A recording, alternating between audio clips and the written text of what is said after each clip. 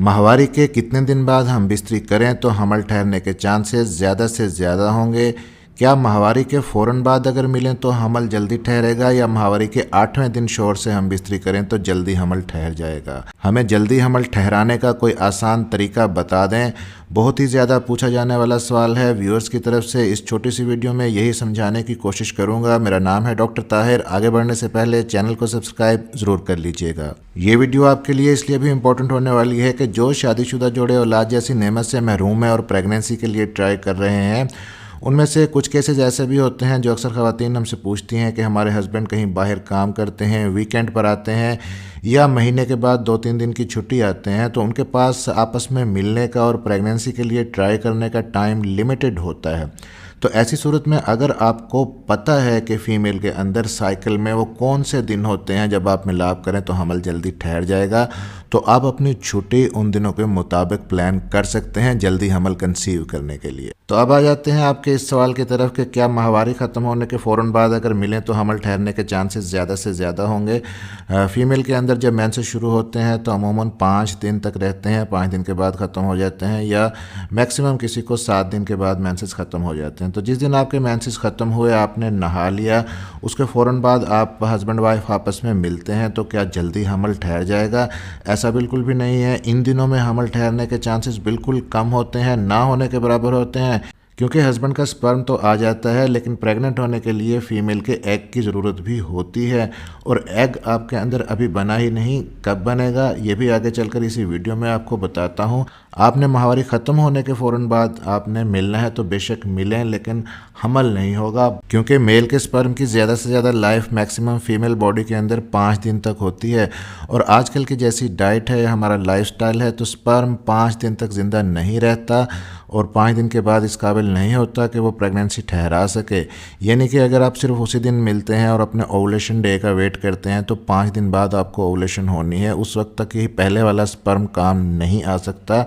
आपको बाद में भी मिलना ज़रूरी है, और कब कब मिलना ज़रूरी है ताकि प्रेगनेंसी जल्दी कंसीव हो जाए, समझ लीजिएगा। अभी दूसरा सवाल जो ख़वातीन अक्सर पूछती हैं कि हमने सुना है या देखा है या पढ़ा है कि माहवारी के 8वें दिन हमल ठहरने के चांसेस मैक्सिमम होते हैं, लेकिन यहाँ पर आप गलती करते हैं काउंटिंग करने में कि माहवारी का 8वां दिन आप कौन सा काउंट कर रहे हैं। अगर आप काउंट कर रहे हैं पहले दिन से, जिस दिन आपको मेंसेस पहले दिन स्टार्ट हुए थे, वहाँ से आप 8 दिन काउंट करें, तो ये जो 8वां दिन बनता है, यहाँ पर प्रेगनेंसी कंसीव होने के चांसेस कम से कम होते हैं, ना होने के बराबर होते हैं, क्योंकि एग आपके अंदर बनेगा साइकिल के 13वें या 14वें दिन। यानी जिस दिन पहले दिन आपको माहवारी शुरू हुई वहाँ से काउंट करें, जो 13वां या 14वां दिन आपका बनेगा, वहाँ पे जाके आपको एग रिलीज होना है, अंडा खारिज होना है आपके अंदर। ये आपका ओवुलेशन डे होता है, और ये वो टाइम होता है जब आप अपने हस्बैंड के साथ मिलें तो प्रेगनेंसी कंसीव होने के चांसेस ज़्यादा से ज़्यादा होते हैं। तो अब अगर आप माहवारी के 8वें दिन को काउंट इस तरह से करते हैं कि जिस दिन आपके मेंसेस ख़त्म हुए उसके बाद आप काउंट करते हैं आगे 8 दिन, तो फिर ठीक है। यानी अगर आपको सपोज फ़र्ज़ कर लें कि मेंसेस रहे 5 दिन तक, और वहाँ से आगे आप 8 दिन मज़ीद काउंट कर लें, तो 5 दिन आपके मेंसेस के और 8 दिन और, तो ये बन गए 13 दिन। तो ये जो 13वां दिन या आलमोस्ट 14वां दिन होता है, यही आपका ओवुलेशन डे होता है। तो अगर आप माहवारी ख़त्म होने के बाद 8 दिन काउंट करते हैं तो फिर ये पीरियड होगा जब मैक्सिमम चांसेस होंगे प्रेगनेंसी कंसीव करने के, अगर मियाँ बीवी आपस में मिलाप करते हैं। लेकिन अगर आपको ओवुलेशन डे का नहीं पता, ओवुलेशन डे निकालना नहीं आता, तो आपकी आसानी के लिए मैं एक और आसान फार्मूला आपको बता देता हूँ। जिस दिन आपके मेंसेस ख़त्म हो जाते हैं, आप नहा लेती हैं, उसके बाद अगले 5 दिन आप छोड़ दें। मिलना है तो बेशक मिलें, लेकिन प्रेगनेंसी के पॉइंट ऑफ व्यू से ये फर्टाइल डेज़ नहीं होंगे।